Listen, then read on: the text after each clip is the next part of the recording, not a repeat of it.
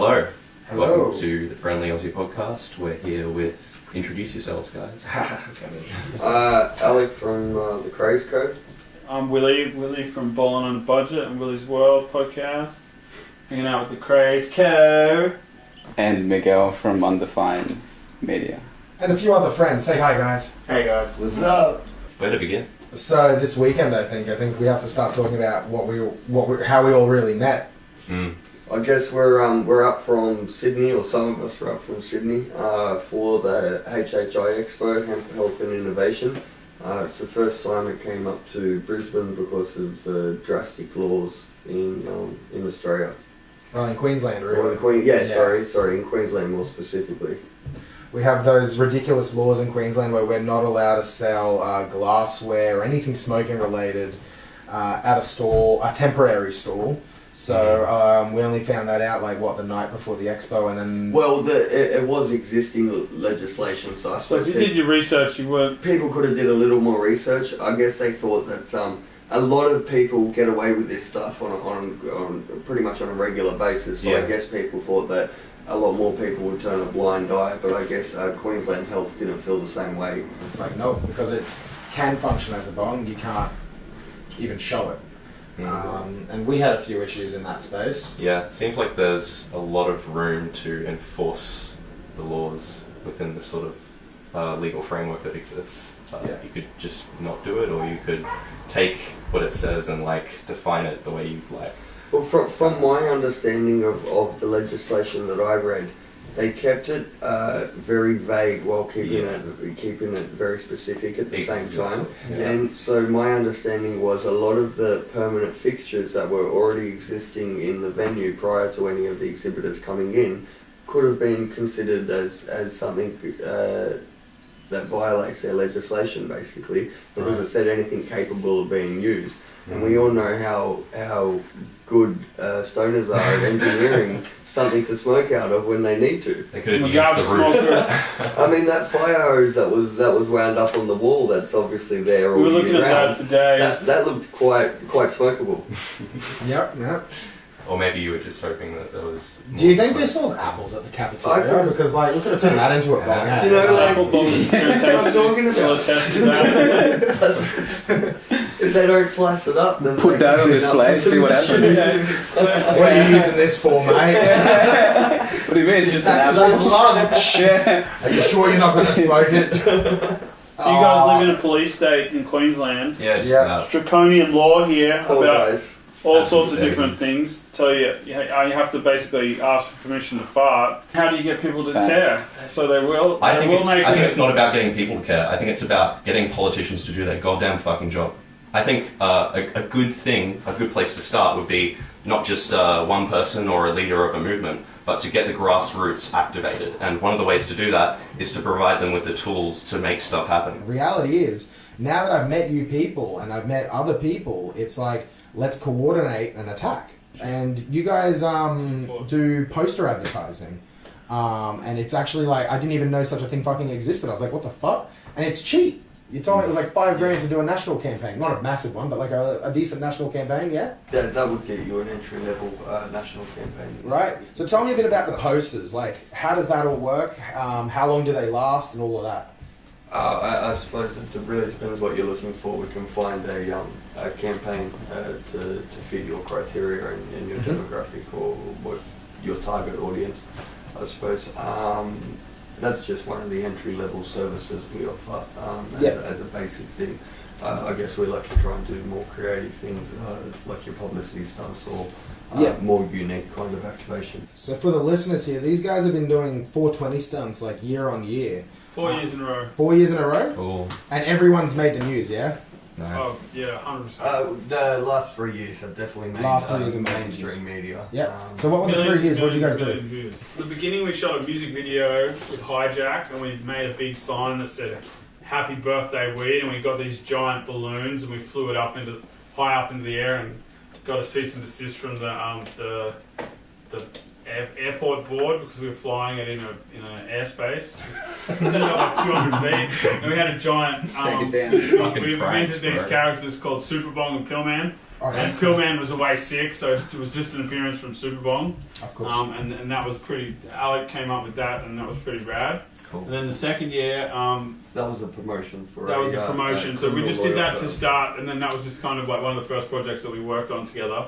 And then the next year, we came up with the idea of the Props. the props, prop cannabis plants, right? Yeah. And then Alec came up with the idea. He's like, "Oh, why don't we rent a space?" So we looked around for ages, and then he fucking stoked. Like I found a place, and then he found a way better place, and it was right on the corner up near the Coke sign in the middle of Sydney. Yeah. And The King's Cross coat sign. yeah, the King's Cross Coke sign, and so we built this art installation inside the shop, which was a fake cannabis grow up with hydroponic lights and hanging camera, everything, and a big sign that says "Who are we hurting?"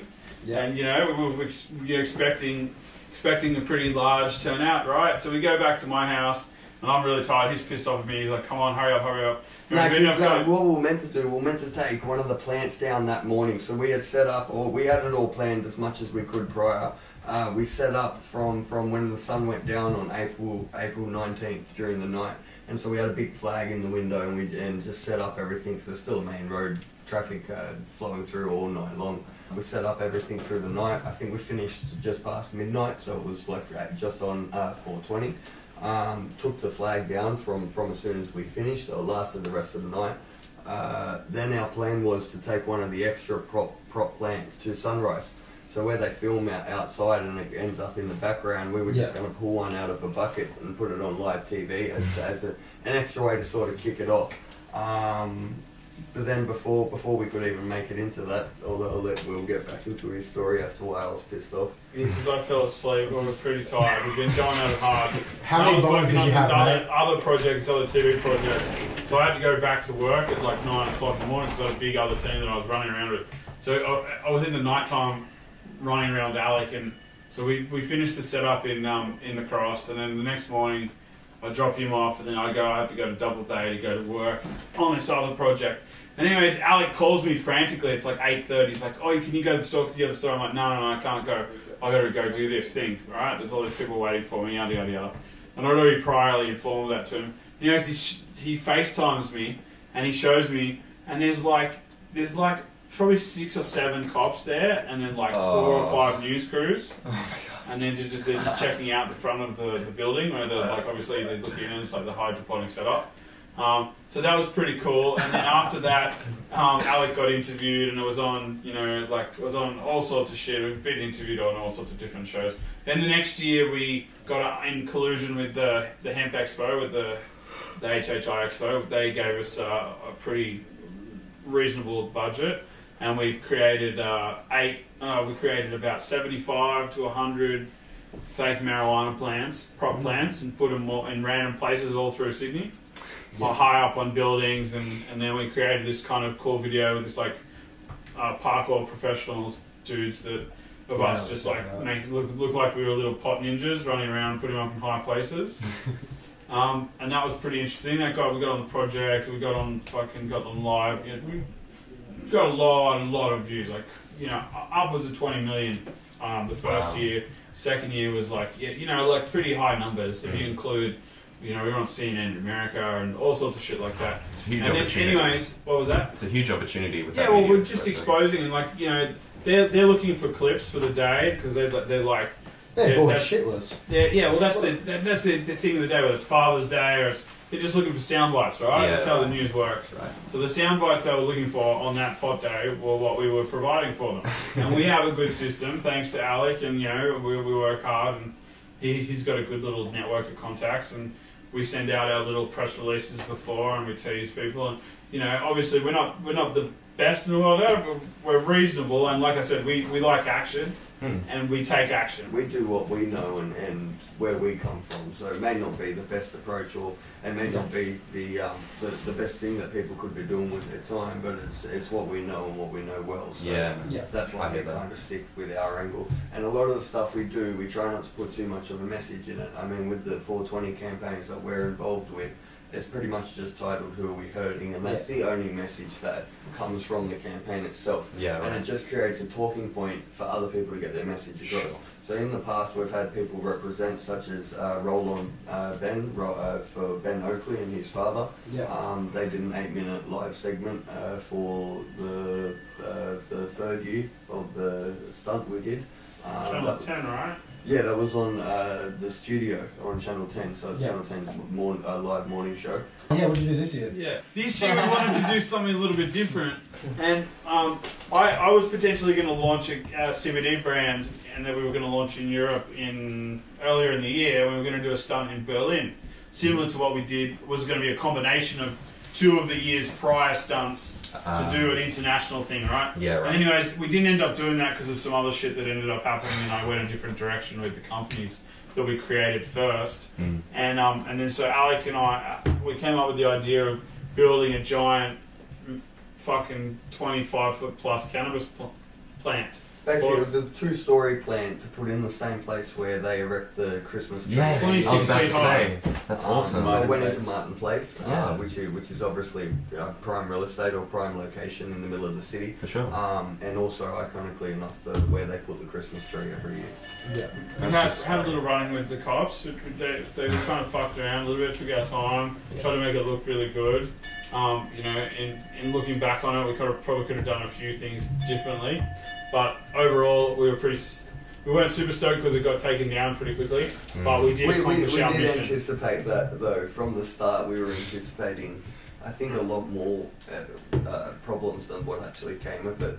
That's cool. We were received rather well. Yeah, at least you weren't charged or And anything. Didn't stay out very long. the idea actually occurred to me. In one of the news clips from the second year where we did the shopping in King's Cross, Sam from Dopamine Magazine, he Shout outs to Sammy. he gets interviewed by Channel 10, and he's like, "Yeah, 420, it's Stoner Christmas," and we're like, "Well, we've got to build us a Christmas tree." It's just logical. So that was the next step. Well, I'm glad that you take the initiative. It seems like that's the common theme. But like, we like action. Yeah. You just got to keep doing stuff. Mhm. This is like, even as a everyday stoner, it's just who the fuck wants to sit at home sitting around doing nothing all day? I think it takes a while for some people No to women realize at home, that. man. Yeah. Yeah, man. Go out there and find them. No, that's true. There's a big world out there to explore. I think some people can get very comfortable within their little bubble. Especially Particularly with stoners, yeah. I do Like, like it's so to stay comfortable in my just- bubble. I just take the whole old ball out into But like, you know, you guys have been doing these stunts and now you've kind of linked up with us, so I'm sure 420 next year is going to be quite interesting. Yeah. Yeah, definitely. If we're brainstorming some ideas, so let's kill it for a whole month. HHI Expo will be in Canberra on 18th and 19th of April. Oh, isn't that dandy? So we'll be down there too, given that the laws have just been relaxed down there. We'll Yeah. be celebrating. We'll see if that with them. lasts. We'll see Fantastic. if that lasts. Honestly, the federal government's getting cunty. Well, when does it actually come in? It's not in January. Yeah, so I'd say to still be there for April. We should be right. They overturned the gay marriage thing in Canberra before it went national pretty quickly. It was like a month or two. Right. Yeah, that's true. I think it'll be interesting to see the federal government's response. But look, if they can do that and then in quick succession, But they Melbourne or legalised gay Victoria marriage can in do it. Canberra first, and then Yeah. they took it back. Yep, that's right. And then That's did what it I'm saying. federally. Yes. Yeah. Right. But you know, the thing about that was that the Liberal government was doing all that it could to delay that process. That's what the plebiscite was all about. Like, why do you have to get the population to vote about something that you already know they're in favour of it, and they're asking for it? Right. So yeah, right now, I think the big thing for the cannabis community is to start connecting. So when you guys do that campaign, what I would like to see is other campaigns at the same time, you know, going on around the country, or at least even on social pushes, you know, having that press release in a sense, getting ready for that day. If everyone pushes that out at the same time for whatever is happening. It's a bit like Rebellion Week, how they spent a week fucking blocking up the CBD, and they got a lot of media coverage. And it's a similar kind of thing. You don't have to disrupt everybody, but if you can actually make waves in a certain period of time. If you guys understood the amount of effort that it goes into actually planning and executing, putting Yeah, but I think there are plenty of people yearning to do what you guys do. It's just that they don't have the They have embodied. Yeah, but quite often No, they don't have the hustle. we're having so That's many it, people man. approach It's us way harder than you think. saying we like what you Alright, do, bro. we want to do the same It's stuff, hard. we want to be a You gotta part of fucking it. But hustle, man. then every year we come up with the idea and we're putting together the team, Action. or we need extra hands and we're putting out the requests and whatnot, and no one's coming to the table, and it's always like the solid few who we constantly work with. Yeah, I hear that. And I hear pulling that. through and making the shit happen. And that's very true. Usually it is like a tight-knit group of people who are really committed to That's not making by stuff choice, happen. though. We're open for I know. anyone who No, wants to no, come no. and get on board. And I think that you've got to make cool recognize stuff. the world that we live in is so complex and so just basically traumatized. The people who want to do stuff like this, whose dreams like surround this, can never reach it and never realize it, never understand it, never get there. I'm sure And I wonder why that is. Like, I'm sure why can't why. we? I think one of the reasons for specifically the cannabis community and not getting quite the Scary. support that we should have, considering how many users there are and how many people are victims to these laws that Yeah. aren't even speaking up for themselves, really, Yes. is because of the stigma attached to it. And so I would agree with that. a lot of these people aren't in the same position where we are, where we've been able to secure these corporate clients or Yes. have these Correct. retainers That's that what are I was gonna continuously paying us to do this kind of stuff. So they're worried about losing their jobs or having their family shut them out, and Or what if they have kids?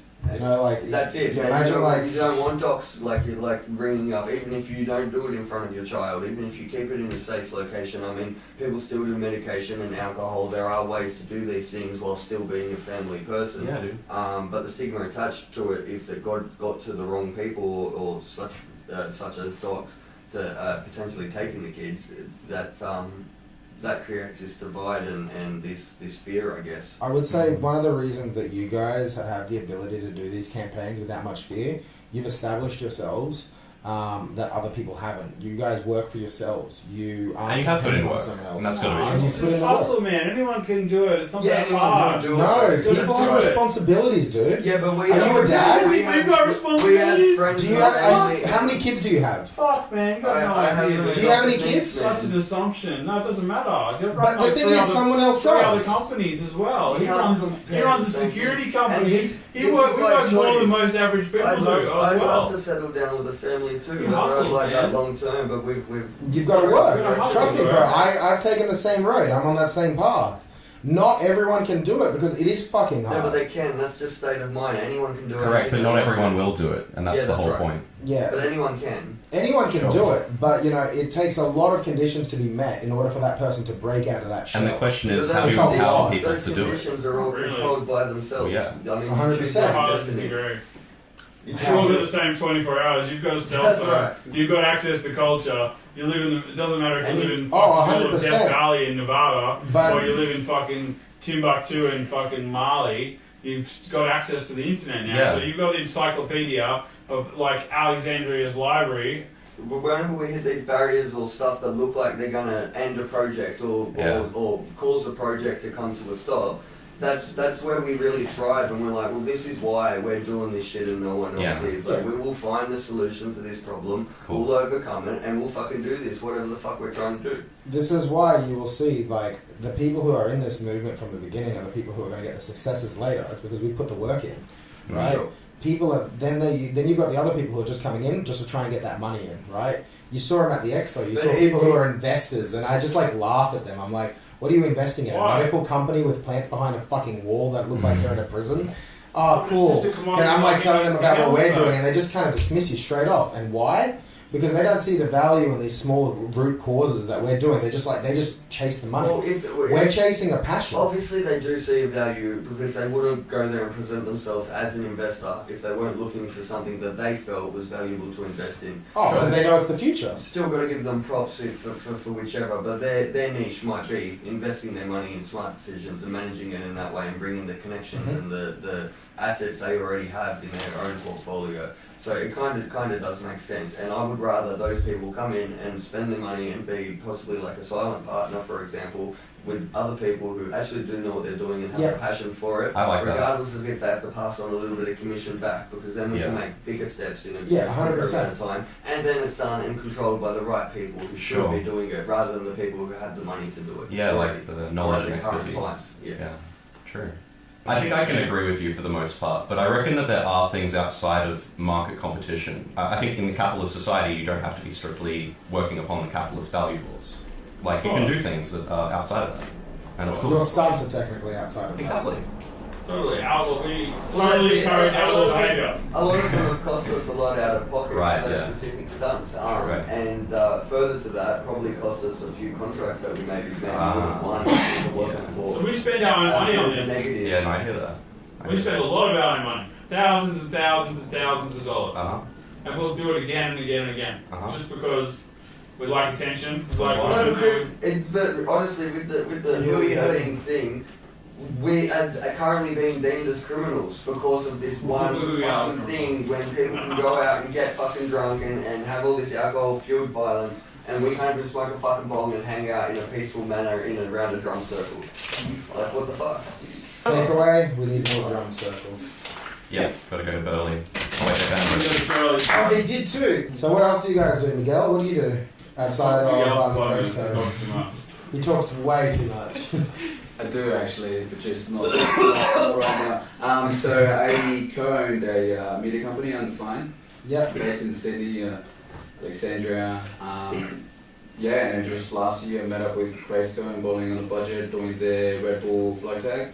Okay, yeah. I don't know if you guys have seen that. It's actually pretty funny. I don't think I've There's seen there's some content on YouTube if you guys wanna check it A out. whole bunch of content. Yeah, we won People's Choice. People's Choice Awards Red Bull 2018. flag tag. Red Bull flu tag.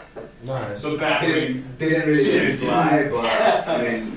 I'm so confused. I haven't seen this. I have no idea if it's funny. You guys are not familiar with flag tag? For those who aren't familiar, it's basically you build your own aircraft. So it's more of a hang It's a glider. flying machine. Yeah, yeah. Fuck yeah. Given we live in Australia, the nanny state, I guess whoever was insuring the whole event gave them some pretty tough regulations. But we basically built our own flying machine, I suppose, in the backyard, took it down and flew it off at Miss Macquarie's chair with a nice view of the Opera House and the Sydney Harbour Bridge in the background. And that was basically judged on a few things such as presentation, flight distance. Is someone in it? Yeah, so I piloted it off. Oh, so it's like a glider plane. Yeah. The one we built was just like, it looked similar to a He was the pilot. Camels aren't meant to fly. Puma had an entry which was just a giant shoe, which also plummeted. So during the testing stages, we were quite cocky. It seemed to be working quite well. We were practicing our running landing stops because we thought that we'd make it to the island on the other side. Turned out just as soon as we went down. Sarcasm. There were It seems so ridiculously dangerous. Do you still do the media company, Miguel? Or? Yeah. So just going on from that, that's when I met these dudes up from then, and I guess just from that time that I met these dudes, we just clicked on, and then just been working with them since then with other different things like the stunts and other different stuff that they do that needs some media companies. But apart from that, I do run the media company. We do a lot of live events. It seems to be a nation where there's money at the moment, so we're trying to push that as well. But at the same time, we try to stay creative and do some music videos here and there. Just opened our first cannabis dispensary in Central California, which opens the day after tomorrow. That's a year in the works.